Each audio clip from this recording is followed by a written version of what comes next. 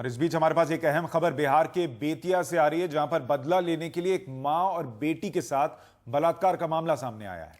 आरोपी बेतिया के जोकरिया गांव का एक दबंग सुभाष यादव है, जिसकी बेटी पिछड़ी जाति के एक लड़के से प्रेम करती थी और उसके साथ वो घर छोड़कर चली गई थी। इसी का बदला लेने के लिए आरोपी ने 18 अप्रैल को लड़के की मां और बहन को बंधक बनाया और उनके साथ सामूहिक बलात्कार किया।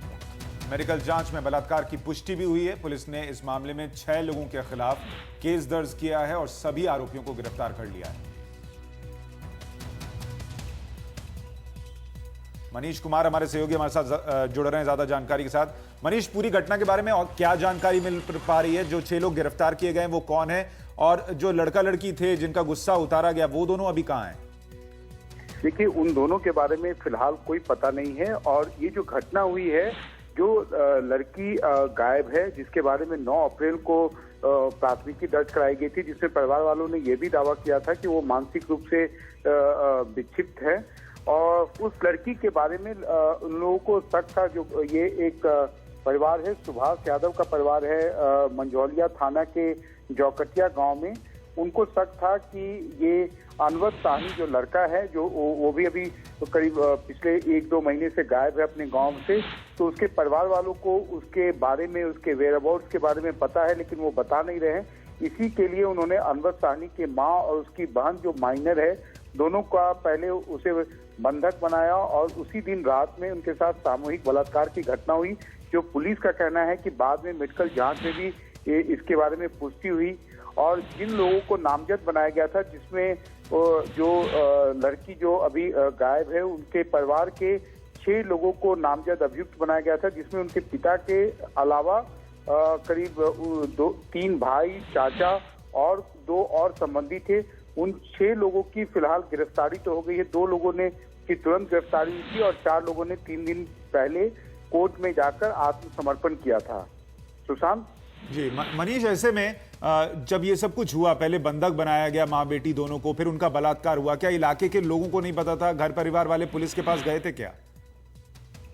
देखिए, घर परिवार वाले जो हैं, ये जो लड़के के परिवार वाले हैं, जो माँ और जो बच्ची है, ये काफी गरीब घर से आते हैं। ये पुलिस के पास पहले तो नहीं गए थे, इनके पास पुलिस के पास जाने का कोई आधार भी नहीं था। लेकिन जब उन्हें बंधक बनाया गया और उसके बाद सामूहिक बलात्कार की घटना हुई, उसके बाद ही वो पुलिस की शरण में गए थे, पुलिस का ये कहना है। दूसरी बात यह है कि जो लड़की के परिवार वाले हैं, उन्होंने इस 9 अप्रैल को एक प्राथमिकी दर्ज कराई थी और जिसमें उन्होंने कहा था कि उनकी बेटी जो है वो 3 महीने से गायब है। और इस बारे में उन्होंने किसी को जब उन्होंने प्राथमिकी दर्ज कराई थी तो किसी के ऊपर शक या उन्होंने किसी को नामजद अभियुक्त नहीं बनाया था। जनरली यह देखा जाता है कि जब भी कोई लड़की जाती है या कोई प्रेम विवाह, प्रेम प्रसंग का मामला होता है, तो जिस पर भी शक होता है, लड़के के परिवार वालों को या लड़के को नामजद अभियुक्त बनाया जाता है। और बिहार में ये परंपरा है कि उनके ऊपर अपहरण का आरोप लगाया जाता है, जिससे कि जल्द से जल्द गिरफ्तारी हो जाए। लेकिन इस प्राथमिकी में लड़की के परिवार वालों ने किसी के ऊपर जो है आरोप नहीं लगाया था और उसके बाद उन्होंने शक के आधार पर लड़के के जो माँ और उसकी बहन है, उसको उन्होंने उठाया और बाद में उनके साथ इस तरह के सामूहिक बलात्कार की घटना को अंजाम दिया।